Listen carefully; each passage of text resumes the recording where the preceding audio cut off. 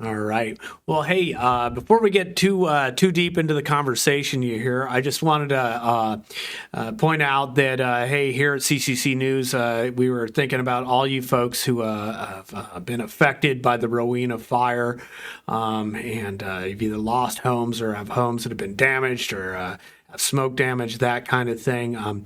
We here at CCC News just recently put out a fire relief donation page with a list of different locations where you can either drop things off for our neighbors and friends or also go and pick things up if you need them.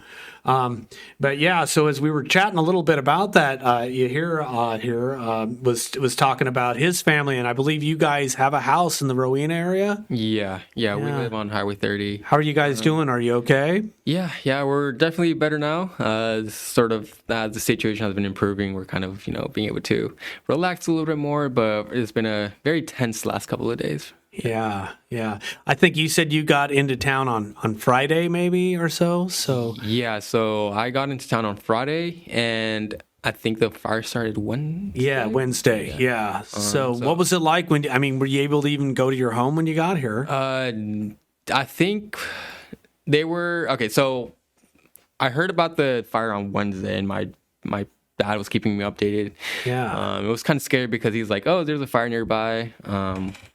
And that's all I heard. And then the next message was, "We're getting evacuated. It's really bad." Oh boy! Like sending me photos. Mm-hmm. The smoke looked really bad. The house in front of us actually did end up catching fire, and he was sending me a video of that because he was trying to stay behind and try to fend off the flames. Your dad did. Yeah, my dad tried to stay behind. So he's out there with the hose or putting on sprinklers, and he tried doing that, and then the power went out, and so our power to our well and everything just kind of stopped operating. So he's like, "No, I have to get out of here." Mm-hmm. But yeah, when I landed on Friday, I did come back to Rowena, and there was firefighters sort of blocking out the exit. Yeah, and they allowed us in because it was open to local traffic. Okay, I was able to get in, pick up a couple of stuff, and then kind of take things easy. But yeah, it was pretty bad. Yeah, and the house is still your house didn't burn, I take. Thankfully, no. Yeah. It did get close. There was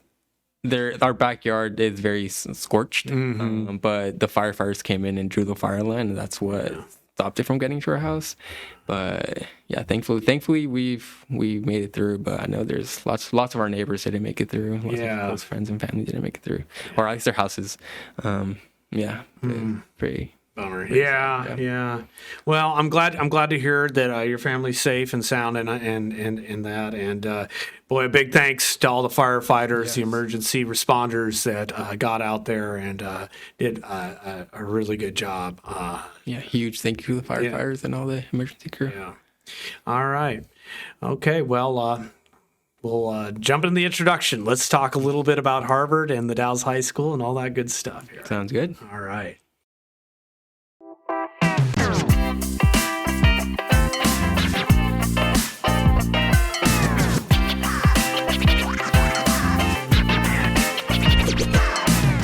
All right, welcome to the CCC News Podcast. We have a special guest today here, a real treat. Yahir Santillan-Guzman. Did I say that right? Yeah, that's correct. All right, very good. Yahir is a 2021 graduate of the Dalles High School today, and he's going to be chatting with us a little bit about what he's been up to the last 4 years. 4 years ago, Yahir Santillan-Guzman sat in his computer in the Dalles, nervously staring down the final seconds before a Harvard admissions decision would hit his inbox. A first-generation college student and valedictorian of the Dalles High School, Yahir had applied on a whim, calling it a full court, blindfolded, behind-the-back kind of shot. I remember that just so vividly, Yahir. When the letter of acceptance arrived, he and his family erupted in disbelief and celebration. Now, that improbable dream has come full circle. This spring, Yahir crossing the stage in Cambridge, Massachusetts, officially earning his degree from Harvard in economics. Quite an accomplishment. Yahir is the son of immigrants, raised in a tight-knit West Side neighborhood and lifted by a community of teachers, mentors, and family. Yahir's journey from preschool at Oregon Child Development Coalition to Harvard Yard is a story of grit, grace, and growth. But beyond the Ivy League, that prestige, his story is also about what it means to belong, to persist, and to carry others with you. So, well, thank you so much for coming today, Yahir. Did I get those things right? Am I close? Yeah, I mean, if memory serves me correct, that all sounded right to me. So, yeah, thank you for having me here. I'm excited. Glad to be back. Yeah. It's been so quick. I remember you as just a young graduate out of the Dalles High School in 2021, coming to our first news office over just a block away from here. Yeah.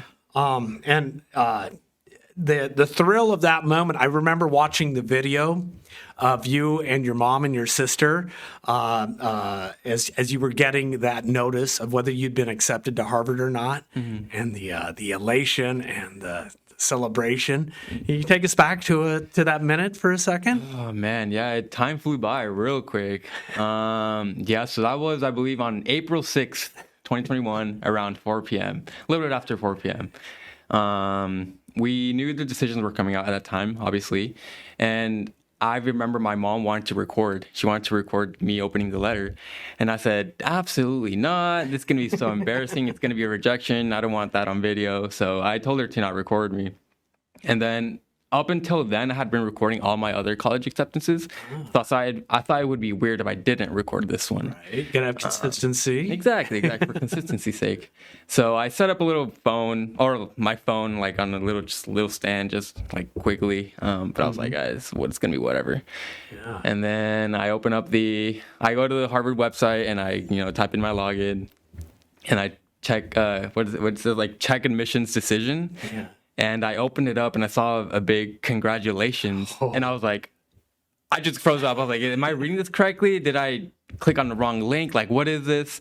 And then I read a little more and I saw welcome to the class of 2025. And I jumped off my seat. On my way up, I remember I hit the table. Yeah. That's why my phone fell over. And then my mom and my sister saw my reaction and they ran over to the laptop and they saw the big congratulations with confetti. And they also got really excited. And it was amazing because it was a disbelief for you too, but also like a kind of collectively, the folks that had brought you to that point, some of your teachers, Mary Jo Comerford, like you were talking about, I think one of your mentors, Bill Noonan, back then. Yeah. But I mean, the whole series of folks that, teachers, and you said you mentioned some friends that kind of helped you kind of break out of some shyness in high school. For sure. Yeah. Yeah. Yeah. No, I had a really big support network all throughout, way back to middle school. Starting in middle school, I had a really big support network with the Juntos program. That's where I met my mentor, Andrea. She was the one who kind of guided me into how to hit high school running, where to get involved, what colleges look for, and just have sort of the college admissions process in mind at a very early age. And then, I got to high school, and then all the teaching staff, I remember Mr. Taylor. Dean Taylor was my first AP teacher. Mr. Ton, of course, Colby Ton, shout out. Miss Pearson, who I believe now is Miss Bell. Yes, correct. So Miss Bell, Miss just I think celebrated her first anniversary yesterday. There you go. Well, congratulations to her. Well, to me she's still Miss Pearson, but I guess I should say Miss Bell, right? Yeah. But Miss Bell, Miss Comerford. Miss Kaiser, all the teaching staff at the Dalles High School really supported me all throughout. They were the ones who kind of really instilled in me the importance of school. I think early on in high school, and Mr. Ton can attest, I was kind of like, I did well in school, but I was still kind of like, whatever, right? It's just school. It's not that big of a deal. They were the ones who kind of pushed me to take my academics a little bit more seriously. Yeah. Which obviously turned out quite well for me. Yeah. And then, just a finer point on that. Yeah. My high school career is probably the antithesis of yours, but I think that the thing that you pointed out to me 4 years ago was that how important it was to start off running in ninth grade. Like, really kind of making sure you were hitting all your marks early on when you got through going through that first year of high school, and then also the extracurricular activities you talked about, like sports and that were really important in that probably that application to Harvard. Right? Oh, for sure, yeah. I mean, like I mentioned, I did pretty well in school up until or before I started high school, but it was never like I intentionally. Well, I guess I did. Obviously, I tried in school. Right? I'm not gonna say I didn't try, but it was just kind of, I don't know, it came naturally, not in a sense. But through the Juntos program, they were the ones who really told me that, up until middle school, your grades are whatever. But starting freshman year of high school, your grades are super important for college admissions. Yes. You want to, get your straight A's from the first day, from the jump. Yeah. And so from then on, I was like, okay, let me try a little bit more. And then they also emphasize the extracurriculars, as you mentioned. Get involved with clubs on campus, with organizations in the community. Sports are really big, tools for applications. And so I started looking for that. Started looking for those opportunities more and more. Tennis, and did you play? What were some of the other sports you did? Yeah, I mean, I only did soccer and tennis. Yeah, okay. Tennis I did for a couple of years, right. And then soccer I did. I did 3 years, then senior year I didn't participate. Do you still play tennis, out of curiosity? Recreationally. Yeah, all right. I gathered some friends around and hit the courts, but not too intense. Nothing like the Dalles High School varsity tennis. Yeah. Wow. Well, fascinating. So it's kind of an amazing story, going from the Dalles, Oregon, to one of the biggest cities, in the U.S. and Cambridge, Mass, Boston, essentially.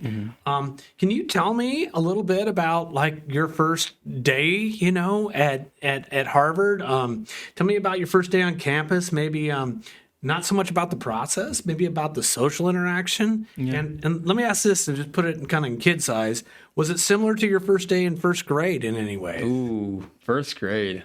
I don't think I had a memory in first grade. Let's see. Well, how about your first day in middle school? First day of middle school. That's also a long time ago. I remember being very nervous. Very nervous when I got to campus, because I think when I think when a lot of people think of Harvard, they think of extremely intelligent students. They think of maybe a little bit of pretentiousness. Yeah. And so these were expectations that I had going as I got to campus. And so I was really worried about how I would fit in, whether I was able to find my community, things like that, right? Yeah. And so I remember landing on campus and I kind of just seeing the students around and kind of being really worried about, oh my God, there's not many people that look like me. I think especially coming from the Dalles, where we have a really big agricultural industry, there's lots of immigrants here in the town. And when I got to Harvard, when I got to Boston, when I got to Harvard, I didn't really see much of that. Yeah. And so I immediately got more worried. Yeah, right. Okay. There's not many Hispanics here. I'm going to branch out. Yeah. But I got to campus, moved in, met my roommate, all that. And later that evening, I started walking around and just sort of talking to people, meeting students.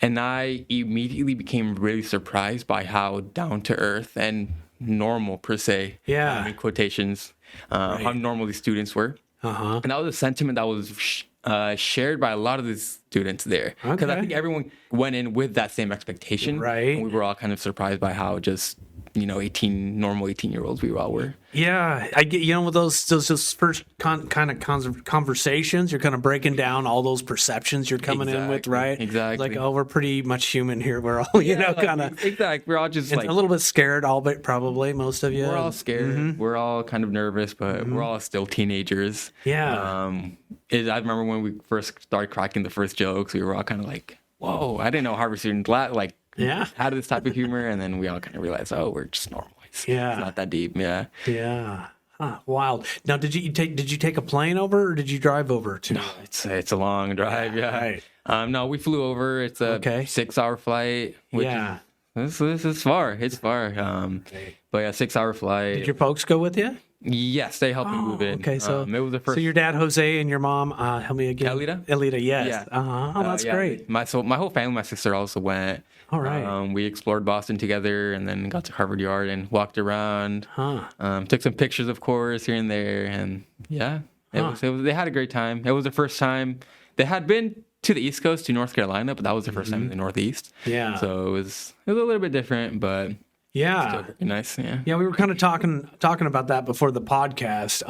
Like I've been to Chicago. That's about as far east as I've gone. But there are, a lot of cultural differences, obviously, between the Pacific Northwest and for sure. the Northeast. And we were kind of chatting about, like I know Chris Bothier from Dalles here now, and my Uncle Tony is from Boston and that. And they're more upfront, Sure. and great and really fun to talk to. And we kind of went back and forth, and you were kind of saying, like, there's a kindness there, or you can tell me a little bit like that. Yeah. So the way I've heard it been described as is that people in the East they're not nice. They are not nice, but they're kind. So they will be a lot more upfront about it. They're not afraid to cuss you out on the street. They're not really going to sort of like say hi as you're walking down the street. Yeah. But if in times of need, if there's anything you ever need, like they will be there to help you out. Right. And I heard of that before I got to East Coast, and I got there and I immediately found that to be true. Yeah. I think here, especially in the Dalles, we have a very small community. We all kind of know each other. Yeah. It's very easy to go to, like, say Fred Meyer's, and it's like, oh, you bump to someone, hey, how are you doing? Like, catch up, right? Yeah, it's hard to get through Fred Meyer, in less than 2 hours. Exactly, yeah. My dad actually likes going to Fred Meyer's just to see who he bumps into and talk to people. That's awesome. But yeah, on the East Coast, you're not really gonna have that. Everyone's kind of in their own schedule. They won't, maybe you'll get a quick like, hey, but everyone's kind of in their own world. And they got things to get accomplished. Things to do, places to be. Yeah, that makes sense. Yeah, very good. Let's see what was the most surprising part about living and studying in Cambridge? Like, were you in the dorms? I take it. Yeah, I was in dorms all 4 years. Okay. Yeah. It's very rare for students at Harvard to live off campus, which I think is very unique to Harvard. That is. That's kind of like the first thing that happens when kids go to college. It's like, how can I get an apartment? Yeah, like exactly. Second year usually. Yeah, I mean, a lot of my friends who went to like U of O and OSU, they're like after the first year, it's like, okay, time to rent an apartment. Right. Like they're going through that whole process, and it's and there's a huge learning curve to that. Yeah, and that can take away from your studies. 100%. Yeah. I mean, now that I'm like done with college and I'm looking to move away, and I'm now barely starting to get into that whole look for an apartment process. I'm like, oh man, right? All my friends already have this down because they've been doing that through college, and I'm kind of barely starting on that.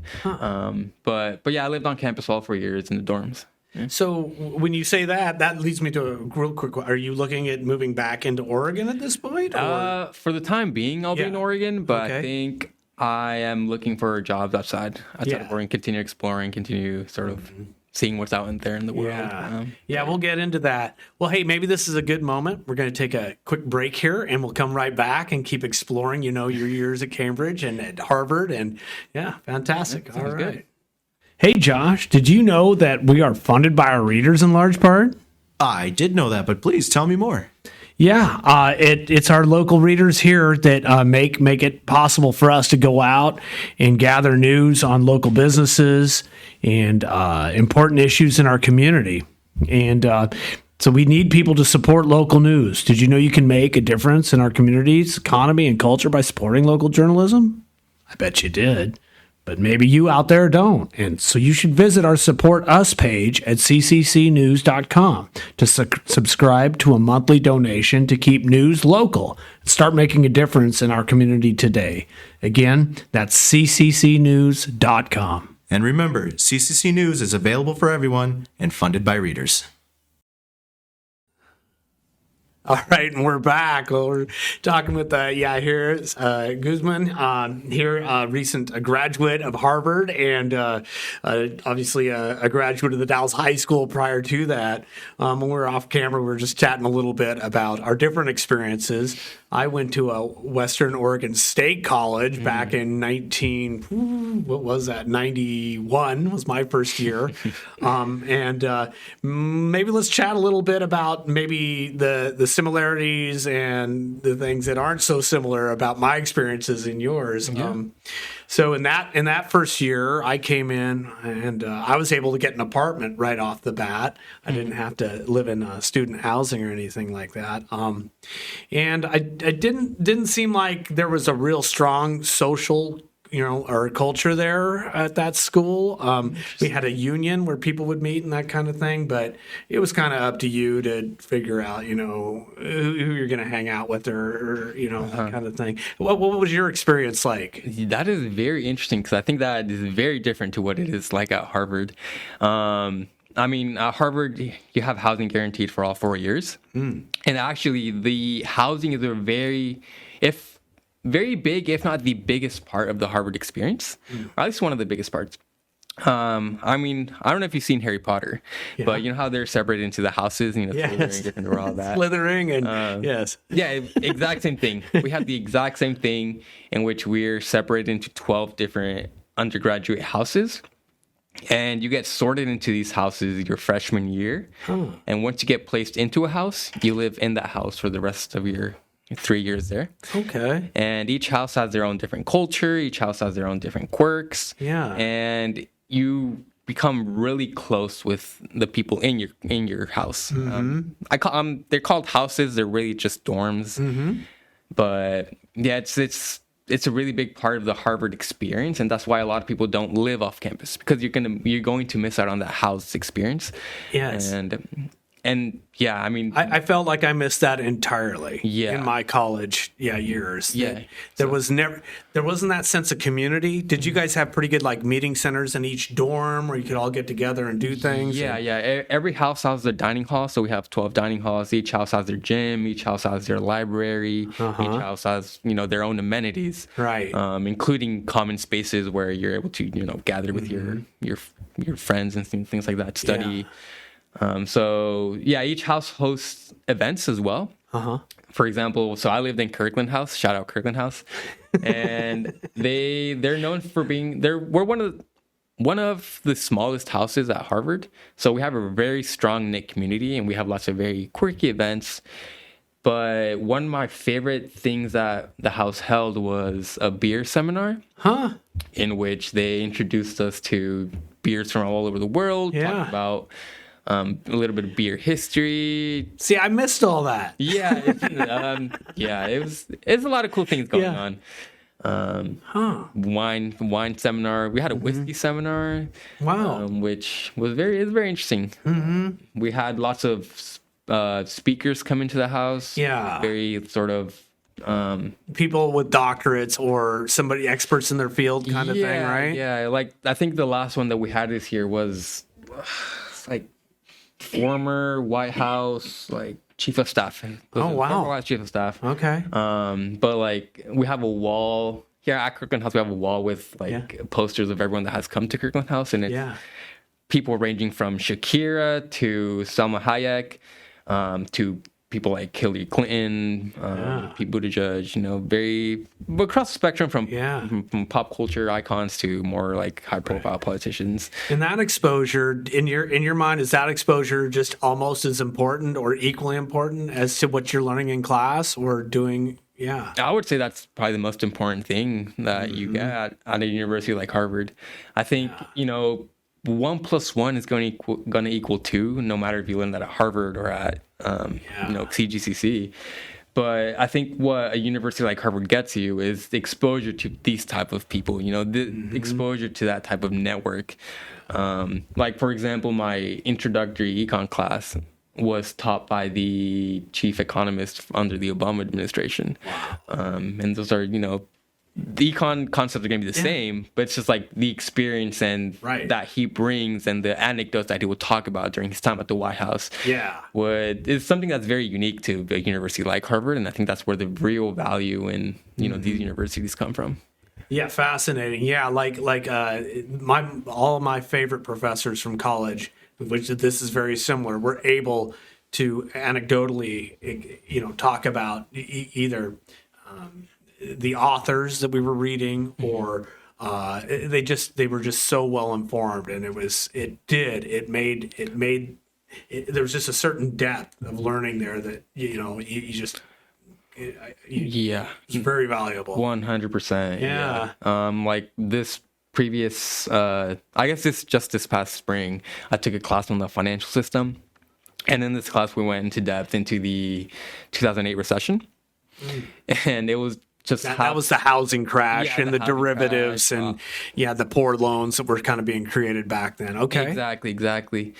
And the class was taught by one of the advisors to the Federal Reserve, and to the Treasury. Yeah. And so obviously he had incredibly deep expertise about the subject matter. Yeah. And we were able to ask a lot of questions about very minute details that he would just say, would answer like boom, boom, boom. Because he quite literally led through that. Yeah. Led the nation through that. Oh my gosh! So I have a very poignant memory from Western Oregon State College when I was in an economics class, and they were talking about the Fed and setting the interest rate, right? And they said, yeah, well, they're an autonomous group, and they are not influenced by the leaders, the president of the United States and that kind of thing. So, did that discussion crop up during that course? Yes, actually. And did you guys come to any conclusion of whether that is an autonomous, a group of financial people, or is it influenced by the president and the administration? Well, I mean, I'm sure there's maybe slight inchings of influence, but generally speaking, the Federal Reserve is an autonomous group, and I think that's something that makes the American economy so resilient, is because our monetary policy is not linked to the 4-year calendar that the politicians run on. So we're able to do what is best for the economy and for the growth of the American economy, rather than follow a political agenda. Yeah. And I think that's very important. And it was definitely a topic that arose during, I guess, these previous months, where there was talks about firing the head of the chair. Right. Jerome Powell, right? And so Trump was putting some pressure on, or at least he was stating publicly that he wished that the rates would go down, so that. But Jerome held fast, and so you can see demonstrations of it. I think it ebb and wanes depending on who's in and who's out. Every personality is different. These are all humans, right? Of course, yeah. They each have their slightly different philosophy, but I think overall it's definitely for the better to be an autonomous, independent group. Yeah, fascinating. I'm trying to think back. In your first year of courses, I felt like in my work, anyways, that there were certain core classes you had to take, in a liberal arts degree, and like one of them, music, introduction to modern art, some things like that. I felt like those were kind of hung on the outside, weren't given as much credence as maybe some of the more core degrees. Like I was getting an English degree. I thought the English degree department was great. But how did you feel about that experience for you? I take it you probably had a PE requirement. I don't know. But, did you have an art requirement? Did you have a music? And how did those classes that weren't in your general degree, like economics, those probably, you had to have it to graduate from Harvard, I'm sure. But how do you feel like they did on those kinds of courses? I think that, we do have a very similar system. With us, it's called the general education system. And with the gen ed system, you had to take courses in, let's see if I remember, it was civics, so it was like a science course, a history course, and a civics and ethics course. And they weren't, like how you mentioned, they weren't necessarily taken as seriously as, your core concentration courses. But a lot of people saw them as a really good opportunity to explore beyond their concentration. I personally really enjoyed them. I think that I picked very interesting courses. For example, the most recent one I took was on ancient Egyptian history, which is completely separate from anything that I was studying or anything that I had even considered studying. So it was a really good way for me to sort of expose myself to new topics, new ways of thinking. But what was the second part of your question? Oh, just if you felt like they did a pretty good job and they had selected good professors and 100%. I think the gen ed at Harvard are taught by professors who are very passionate about that Yes. topic. Very passionate. Like, for example, my Egyptian history professor was taught by a Egyptologist who spent a lot of time in Egypt and like actually doing like the archaeologist work. He was the head curator for the Museum of Fine Arts in Boston, which is one of the most important museums in the country. Yeah. And so he obviously brought a lot of expertise, brought a lot of just general like passion for the topic. I remember my other general education course was one titled Conflict Resolution, and it was essentially it had lots of different aspects, but one of the biggest aspects of the class was negotiation, sort of learning how to strategize and come up with different tactics when talking to a counterparty, whether that be in like a very serious political scenario or just like a salary negotiation, things like that.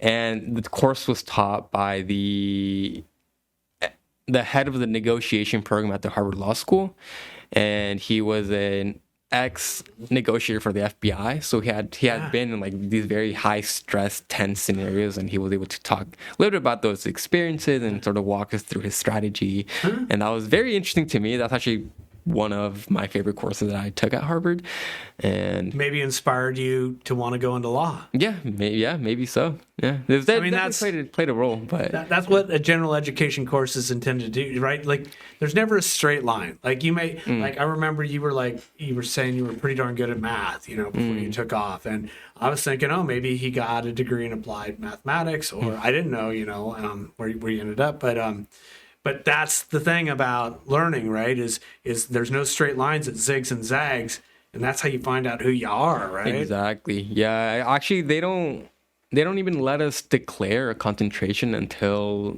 the ending of our sophomore fall. Yeah. Because they want you to explore. They want you to take courses, computer science, take a course in government, take a course in econ, see what you really like. Yeah. And then once you figure out what it is that you want to do, then they allow you to declare. But that's the true liberal arts experience. Yeah. That's how it's supposed to be. Exactly. I kind of went in with the idea, I liked journalism. I liked it in high school. And so I kind of had a pretty clear idea what I wanted to do. And that probably wasn't the healthiest perspective to go into college with. I think, at least I wasn't as open maybe to other ideas. Yeah. It felt like it was a practical way to apply an English degree. Yeah, whatever makes sense, right? But even one of my closest friends went through exactly that. She went in as pre-med. And so off the get-go, she thought she wanted to be a doctor, and so she went on the pre-med route, studied neuroscience, went through all those difficult STEM courses. And her senior spring, she had a moment and she realized that's not what she wanted to do at all. From some of the courses that she had taken, she saw that she was more passionate about other topics. And so her senior spring, after going through the pre-med route, after studying neuroscience, she decided to abandon that and go into another field. It was... What did she end up choosing? Do you remember? She wants to now go to law school. See? It's like 180 shift, right? Yeah, completely 180. And good for her. Yeah, no, it was amazing. I'm very happy for her. She's very excited to, have found that. And I guess it just, goes to your point about how when people go into college with a very preset image of what they want to do, it sort of blocks them from exploring and maybe finding something that they enjoy a lot more. Yeah. Hey, did you have this experience? Every time I would go to sign up for courses, there were courses I absolutely wanted to take, but they conflicted with my core studies, and so you couldn't get them, or it was just, scheduling's difficult. Colleges, there's a lot of expectation, and there's only so much room and so many time slots, right? Yeah. So did you have that problem? I mean, it's pretty common to most schools. I hear it from people who've gone to all different schools. So. Yeah. The scheduling conflict is, it's a big thing. Obviously, you want to take lots of courses, and sometimes they overlap. Yes. There is a thing where they allow you to take overlapping courses, and they have like a ranking of, if you're taking two courses, which one you have to attend and which one you can take asynchronously. Yeah. So that's an option. You go to one a course one day and you go to the other course the other day and kind of split it in two? Yeah, you could do that. And then keep up maybe with an online and then you have to app or something. Do the other course on your own time and figure that out. Well, that's better than not getting it, you exactly. know? Some courses don't allow that. Obviously, it varies case by case, but... Right, especially a 400 level course or something. Yeah, like a higher level course might be a little more difficult, but... But yeah, I think one of the biggest things that my friends found unique or weird about the Harvard enrolling system is that we don't have limited space. 'Cause I think a lot of big universities, like their classes fill up really quick. Exactly. You have to be like, as soon as it opens up, enroll, right? Right. We don't really have that at all. There's courses with limited slots, but those courses are generally lotteried. So you have to enter a lottery for that, and then they run a lottery, and then it's completely luck based. But most courses are pretty open, and in fact, up until last year, we didn't enroll until a week before school started. Whereas a lot of universities, they enroll, have their schedule set. It's like kind of seems like months in advance. I think we would. It seemed like as soon as a term was over, then we would, within the week or so, have set up. So like at the end of spring term, we would get set up for fall. I don't remember that. Yeah, that's how we are now. They completely changed the system, and it was kind of met with controversy, but yeah. Fascinating. All right. Well, hey, we're going to take another break, and we'll be right back after a little news from our sponsors. Hey. Tell me about advertising at CCC News. All right. We've been on a real roll lately. We're up to 110,000 unique readers this month. That's insane. It's insane. And these are all people that are customers for our local readers in the community. That's huge. Yeah. So we do advertisements, digital advertisements that are rotated through all of our stories. Think of it like this. Every time we have a great headline rolling out there and people are reading the story, your advertisement can be right next to it. That's awesome. How many views does advertisers get every month? Well, they're averaging somewhere between 50 and 60,000 per month. Ooh, if I was to buy 60,000 impressions somewhere else, that might be like really expensive. Is that right? It would be, but thank goodness for CCC News, and we're offering people great value. We can get advertising going for folks for $300 month to month. But if you're willing to go a little bit longer, say a 6-month or a 12-month contract, we can get those prices down to $250 a month. That's amazing. Great. How can people get in touch? Oh, well, easy. You just contact me, Tom, at cccnews.com. Again, that's Tom at cccnews.com. Or you can reach me at 541-980-2756. I'm going to tell all my friends. Right on. Hit. All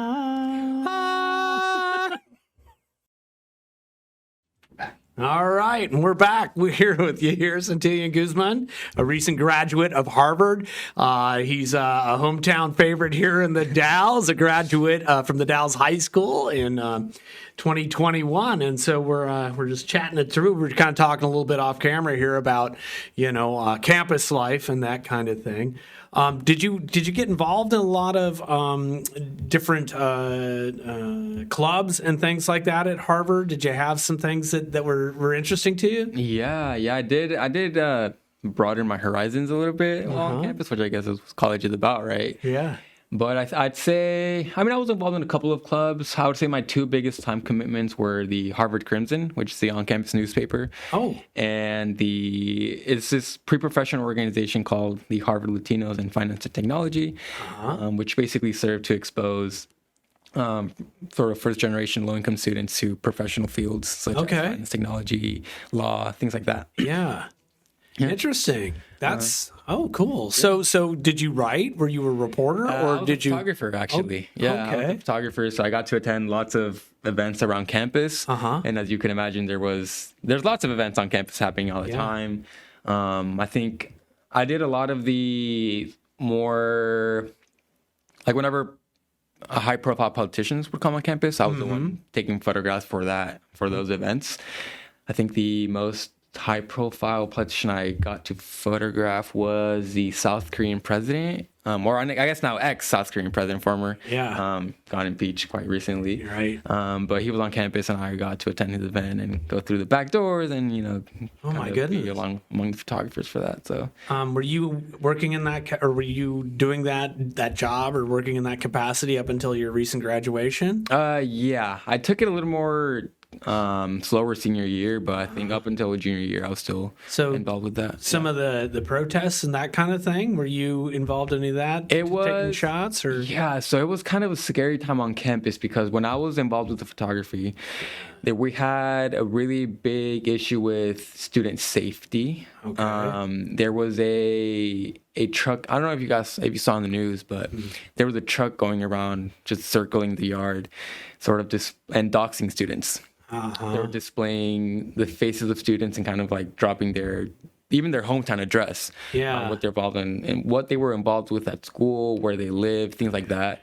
Yeah. So it was a very sort of scary time to be involved in that. Yeah. in those sort of protests. Did you feel somewhat vulnerable being out there with a camera? Oh yeah, 100%. I mean, even being photographed with like the solidarity events that were going on campus was a really big thing. Yeah. So I did not explicitly like my name isn't listed on these sort of photographs, but there was lots of events going around campus for sure. Yeah. I have some empathy for that, because there's oftentimes situations where, not oftentimes, but occasionally we get thrown into some things, and you feel like, well, do I have a target on my back at this point? Am I being associated and somehow looked at in a different way? And it can be that way when you're doing things that are pretty controversial. 100%. Yeah. During this time period, Harvard was kind of in the eye of the hurricane, because this was when our also former president had her congressional testimony, which was also met with a lot of backlash. Yes. We were talking about that, and the federal government attempted to withhold $9 billion, I think, in research. And that was a more recent development as well. So. Yeah, there's lots of stuff. There's lots of stuff going on campus. Yeah, never a dull moment in these past 3 years, but well, it keeps it exciting, I guess, one way or another. That's one way to put it. Yeah, exciting. Yeah. Well, interesting. So, were there moments? That's one definitely, but the moments that really made you proud to be from the Dalles while you were there. Dalles. Yeah. I mean, did you bring a certain perspective that maybe was not held, was maybe lacking or wasn't as vocal, maybe? Yeah, I think a lot of the experience I had, I was very valued in in-class discussions and just on campus was the more agricultural, I guess, perspective that I had. Yeah.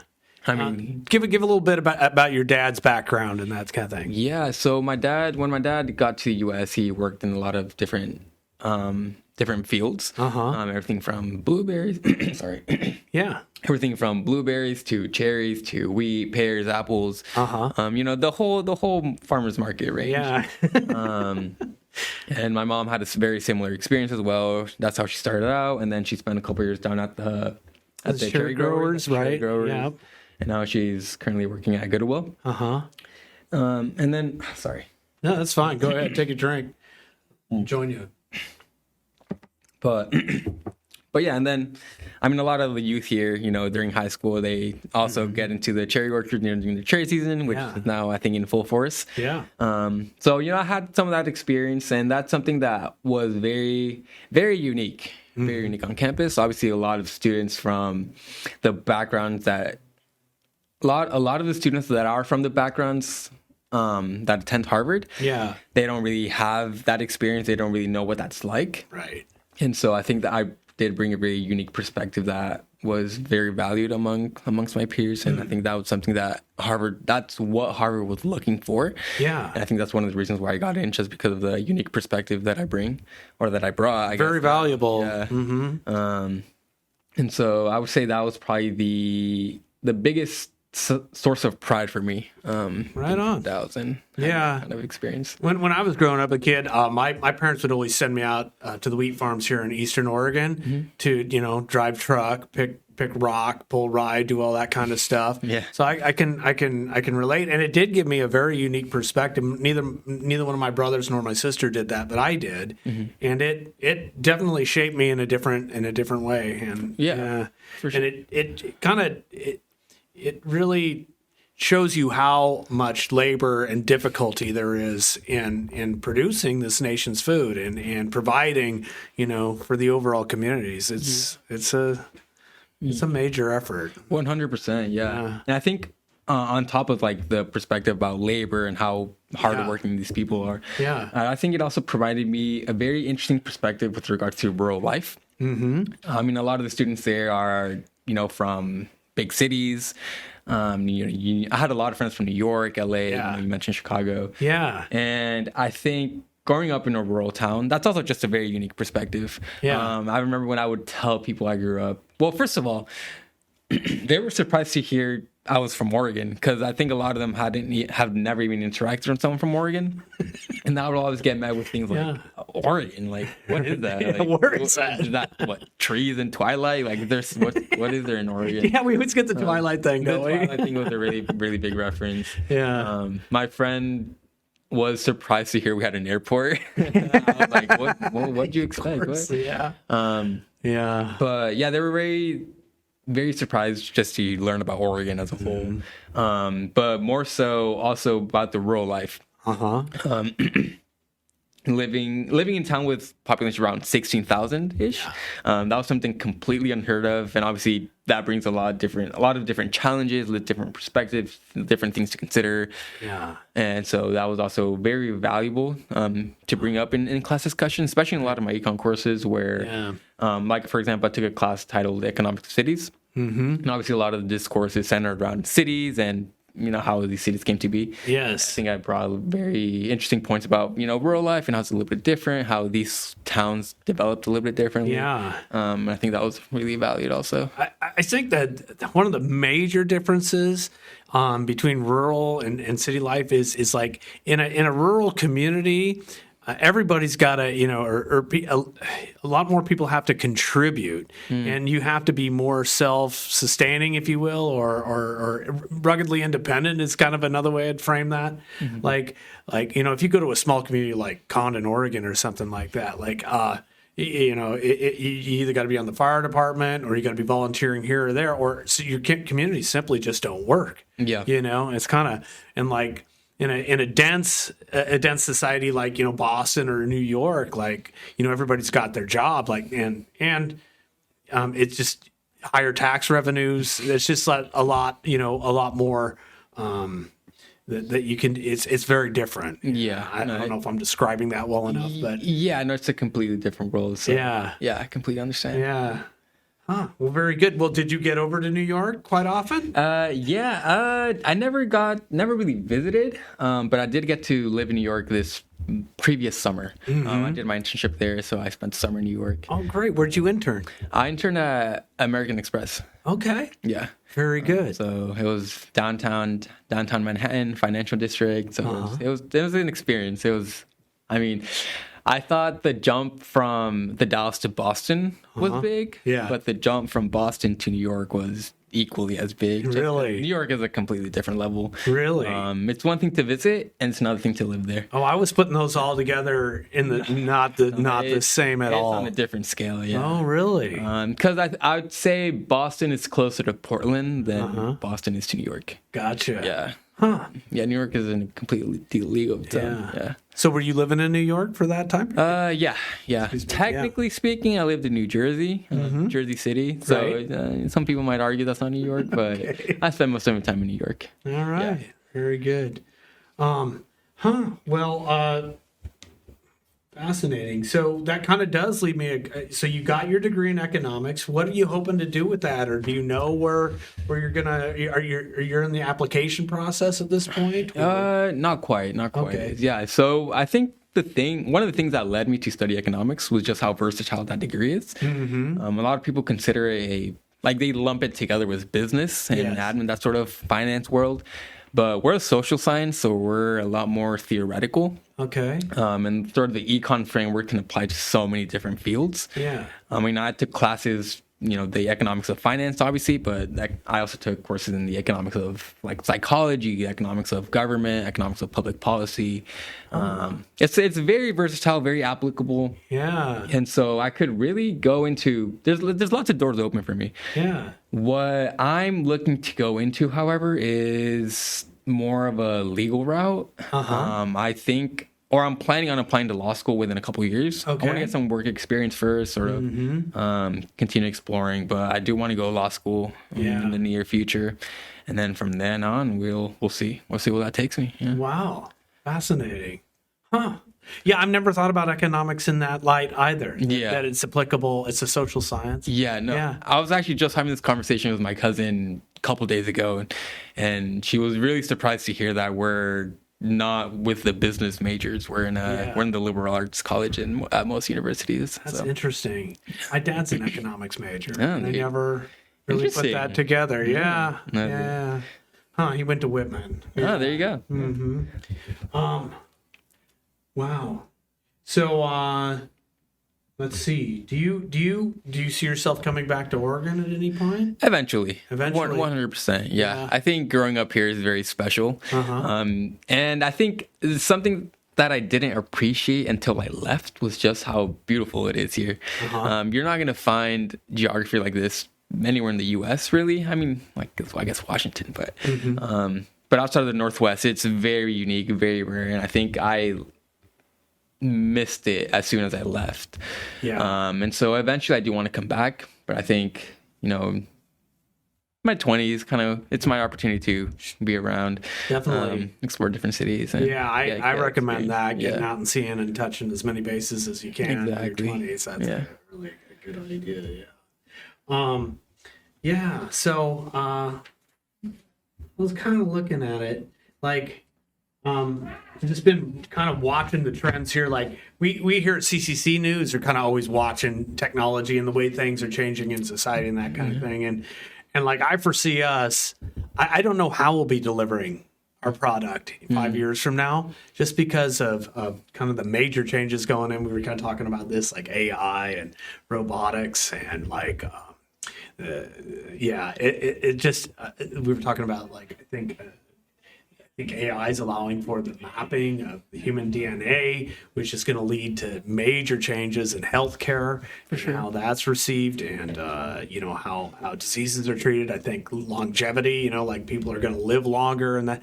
I mean, we just Yeah. And you're 22, right? Yeah. And it just seems like our world is at the cusp of this just major transition, at least for humanity. We're at this big transition point. In the next 5 years, and we talked about that. As someone entering the world at such a pivotal time, where do you see yourself fitting into that transformation? Or are you still figuring it out?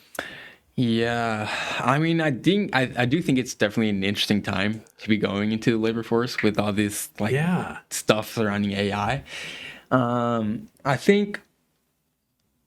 I mean, you mentioned lots of very interesting applications. I think the medicine field is going to be revolutionized by AI, and sort of the insights that we'll now be able to get from all this information.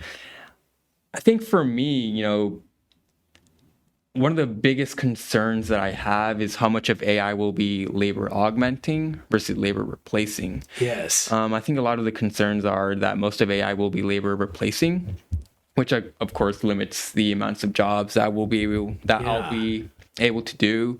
I think I've also had lots of conversations with this with my roommates and sort of peers about our prospects, I guess. Yeah. But it's scary. It's scary. I think for me, I think I have the opportunity to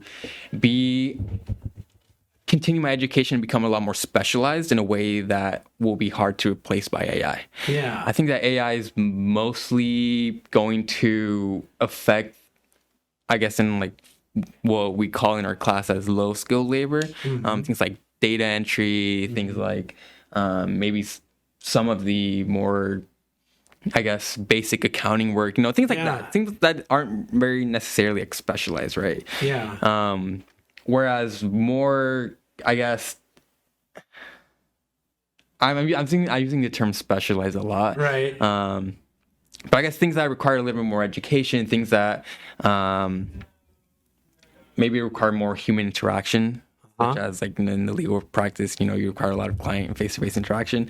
I think that's where I am aiming to go, and where I think AI will be more labor augmenting. I guess speaking from the perspective of a lawyer. I mean, I'm not a lawyer, so if there's any lawyers out there, feel free to correct me. But from what I imagine is that AI will help me sort of read through these very dense readings, very dense briefs, maybe even draft up these like heavy, long documents. Yeah. But they're not going to replace like the interaction, speaking with clients, like actually being in court, because there's a really big. I think humans have this huge function of audit. Yeah. Okay, but we're the ones with the critical thinking skills and the ability to like call BS, right? Yeah. Like you could read through something and I think that's where we're really going to come into play. Yeah. And It's funny that you mentioned critical thinking, because I think the AI is also really affecting our ability to critical think. And that's something that I've noticed even at Harvard. Yeah. There's lots of students that are now relying on ChatGPT to sort of make decisions for them and sort of think through their assignments. Right. Which is scary, because you do lose some of that like brain power the more and more you use it. And if you use it as if you use it as a crutch rather than a tool, then that becomes really dangerous for your critical thinking abilities. So it's definitely fascinating. We're definitely at an inflection point. I think we're still really early, but I'm excited to see how this continues to develop. Right. Fascinating. All right. Well, tell you what, let's take another break. We'll go out there and hear from our sponsors, and we'll come back and talk a little bit more with you here in the future. Very good. Sounds good. Fascinating stuff. Hey, Josh, have you heard of downtownthedalles.org? I haven't. Who are they? Well, it's part of the Dalles Main Street. They have a new website to connect you to local retailers, neighbors, and friends in the downtown business core. It's downtownthedalles.org. Again, that's downtownthedalles.org. The website offers an A to Z listing of our neighbors and friends for all sorts of retail and service businesses here in the Dalles. Restaurants, florists, fun and exciting retail, music, antiques, clothes, and more. It's all here. Experience the magic of Downtown the Dalles. Brought to you by the Dalles Main Street, uplifting businesses through promotional events, improvements, grants, and networking. What was that website one more time? That's downtownthedalles.org. What I've seen in All right. Yeah. Got us. Hey, and we're back here with the CCC News podcast with Yahir, recent graduate from Harvard. And we were just talking about a little bit about AI and that capacity and that kind of thing. And on that note, and we were talking there in the break, and AI kind of like in regards to ChatGPT, and that kind of thing, like in writing and that kind of thing, we were talking about how that can kind of make people mentally lazy to some degree, and it's something to be kind of pretty careful of, right? So fascinating. So so a pretty interesting period of time to be living in. Sure. Yeah. Well, hey, here's another question for you. Yeah, Getting into and graduating from Harvard is an incredible accomplishment, right? Of course it is. Yeah. We're all very, very proud of you, especially considering the odds. Now that you've reached that goal, how do you reflect on what it means? And how do you make sure achievements like this don't just mark a finish line, but inspire something greater for yourself and others coming after you? The biggest takeaway for me is that it proves to me that anything is possible. Coming from, I was born and raised here in the Dalles. Technically Hood River. I was born in Hood River. Okay. But I was raised in the Dalles. I don't have like a crazy extensive preparatory school background. My parents aren't, I'm first generation student. So I didn't have the background that a lot of students that typically get into Harvard have, right? And for me to be able to even dream about getting into Harvard, it was like, oh, come on, like let's be real now, right? But the fact that I got in and now have graduated from Harvard, it proves to me that there's nothing that I can't do. And rather than how you say have this serve as a finish line, it serves to me as a starting point to continue dreaming big, to continue reaching for the next big milestone. And that's something that I think it's instilled in a lot of Harvard students. You're surrounded by some of the most ambitious kids in the world.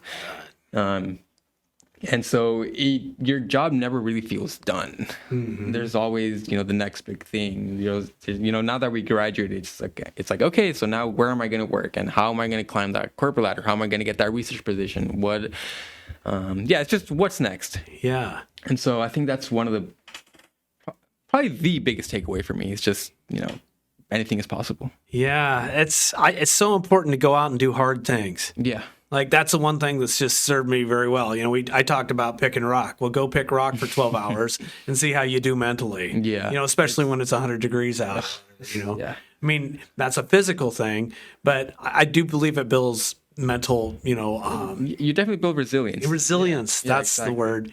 And my daughters, like Emily hiked the PCT, and Celia's doing it right now. Wow. And I asked them, and I don't think they quite knew what the goal or the end game was on that. And it took me a while to kind of figure out it, but it's that basic. It's just going out and doing something hard, and then having, like you said, that basis to build on. It's like, the next time you're doing something hard, you're like, well, I did that, so why can't I do this? Exactly. I think the most difficult part is just taking that first step, and that's something that I've seen a lot of. I mean, I go back to the high school every year for the college panel that they have here. Oh, great! And I mean, I enjoy speaking to the students. But I've also had the opportunity to speak with and volunteer with students back in Boston.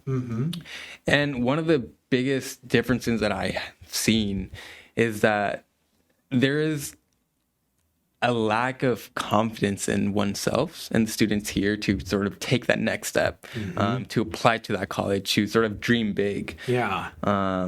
And I'm not sure why. I think maybe it's just because of the lack of exposure. Yeah. I guess that's probably it. Just lack of exposure. They don't really see that as a real possibility that's in the books for them. Yeah. But at least for me, I think that's the most difficult part. Just being able to sort of like see that as something achievable. Yeah. And I think like when I think back to when you applied to Harvard. And I think, was it Bill Noonan that said, hey, no, you should try for this? And you're like, well, you know. And you're kind of like... Yeah, I mean, I was also guilty of this, so I'm not saying... No, but my point is there that you had this person who was giving you that little push, right? Yes, it was all thanks to Mr. Noonan. Because I remember he was assigned as my Aspire mentor, and we chatted about sort of my college prospects. And I had to give him a preliminary college list of places I was looking at. And they were all like local, like regional schools, UW, UO, UP, things like that. And he was the one who's like, okay, that's a good list. Right. Have you ever considered schools like Harvard, Stanford, MIT? Yeah. And I remember I laughed at it. You laughed, right? Yeah. Yeah, no. And then I've done that. it was like, oh, come on now, let's be serious here. But I wasn't planning on applying, but Mr. Noonan got his master's at Harvard. And so I thought it would be really cute to just surprise him and say, hey, I applied to your alma mater. So I applied on a whim. I didn't run my essays through him because I wanted it to be a surprise. And then one day, or after I applied, because I applied on January 1st or 2nd. On January 3rd, I was like, hey, I by the way, I applied to Harvard. And he's like, oh, cool, great. And I mean, the rest is history. But that's fascinating. Yeah, I didn't know that part of the story. Oh, well, there you go. Oh, yeah. It was not very well thought out. That application was. And actually, this is kind of funny because at the school you get into, you can see your admissions file. Yeah. And so I had the opportunity to read my Harvard admissions file and see what the admissions officer said about me and the comments that my interviewer said. And the one comment that sticks out to me was the essay that I wrote the essay that I wrote that I didn't run through, Bill. Yeah. They specifically noted, they were like, "Oh, this one's a little rough around the edges, but the idea is there." Yeah. And I was like, "Oh man, that's kind of funny." Yeah, but they could see the character through the grammar, right? Yeah. You know, that's kind of one of those things. It's like you can work with anybody long as they have strong character. You know, they're truthful and punctual. There's like these things, right? Yeah, exactly. And you can always build on that. Yeah. There's something to work with, I guess, what they saw. But yeah. Yeah. So here's an analogy question I always throw at my kids, and it's like it seems like anything you do in life, whether you're running a mile or you're trying to finish a course or you're trying to complete 4 years at Harvard, there's always this beginning, kind of middle area, and then an ending, right? And in the beginning, you're excited and you have a lot of energy, and then there's this middle part where you're like, at least for me anyways, I'm like, okay, this is hard, and it's hard, and you're in it, and you're trying to get through it, and there's always a low point. It seems like that, like how am I going to get myself through this to it and get to that finish? And then there's that last like burst, when you see the finish line, or the goal becomes clear to you, Right. and like you all of a sudden have this energy and you can finish and you kick, right? Like you always, save that last burst of energy for that last, 50 yards or what have you. Taking that analogy, can you apply that to your 4 years at Harvard? And is there a lesson in that came out of it for you? I think I would have to, like, if you want to get detailed, I would have to separate it into separate my social life with my academic life with my professional life. I think they all had different journeys, different development stages. Yeah. But if I were to sort of compress it all into 4 years at Harvard, I would Big ass. I would say that. I mean, have you heard of the Sour Patch Kids slogan? First it's sour, then sweet. I don't know if you've heard of that. No, I haven't, but I like it. Well, I think that's how I would describe it.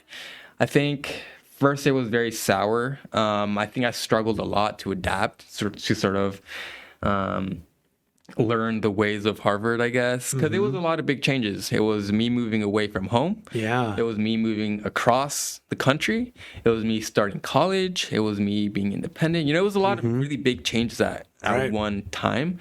And so I struggled a lot at first. Yeah. And so, it reflected a little bit in my grades. It reflected in my social life. It was sour. It was very sour. But after a year or two, I kind of got the hang of things. I started finding my community, started finding myself, and I started getting to swing things. Started getting to swing things. Started finding, the study habits that worked for me. Started finding the extracurriculars in which I felt at home at, where I felt I was making an impact, and as I started, getting more and more comfortable, things started, just falling into place and started becoming a lot more sweet. I started enjoying my time there a lot more. Not to say it was easy. I think obviously get my academics as I progressed in my concentration and what I was majoring in, it became a lot more difficult, right? Upper level courses and all that. But I would say just overall, the latter half of my college career was a lot sweeter. All right. So that's how I would put it. First it's sour, then it's sweet. Right on. Yeah. I love it. I love you coming back with a different analogy because that's right. No copyright. But yeah. Right. Oh, very good. Yeah. Well. Yeah. So at this point, you're looking. You're going to go out in the job market. You're looking at maybe working for a couple of years, and then you're thinking about law school. Yeah. Do you know where you want to go to law school? I'd like to come back to the West Coast. Okay. Stanford? Stanford would be lovely. It would be like they're definitely my number one sort of reach. Yeah. Stanford would be great. I have a cousin right now that's at Berkeley Law School. Okay. And she really likes the SF area. She's liking Berkeley. So I think that's also an option that I'd like to explore. But more generally, I think West Coast would be ideal. But I mean, I moved across the country. I'd be willing to move again. Yeah. Yeah. Chicago, Northwestern. Right. Yeah. Chicago, University of Chicago. Yeah. Oh, UC wow. University of Chicago. That's heady too. So, yeah. Yeah. Huh? But yeah, I think so. I'm still like early, still kind of like seeing where I want. I think it also depends on where I end up after like working after college and if I want to stay in said city. Yeah. So yeah. All right. Very good. Yeah. Well, what a fascinating conversation. You've come such a long ways. It was so great to see you again after 4 years and all that. So you hear, I mean, very inspirational and like kind of going out here. Like, I guess, I mean, I kind of go back to that original story and you kind of mentioned it there a second ago. You said, like, if I can do it, that means anybody else from the Dalles coming up, they can do hard things too, like this. And 100%. And you kind of said, you know, I want to kind of see that through. I kind of want to make good on that, I think is what your point was there. But let's throw some advice out to anybody who's watching this today about, how to, take a shot, find the courage, or you tell me about that. I mean, this is going to sound super cliche and corny, but genuinely just dream big. Dream big and take that risk. I think I got really lucky in that I was surrounded by a very supportive network at the high school, and they were the ones who kind of pushed me and encouraged me.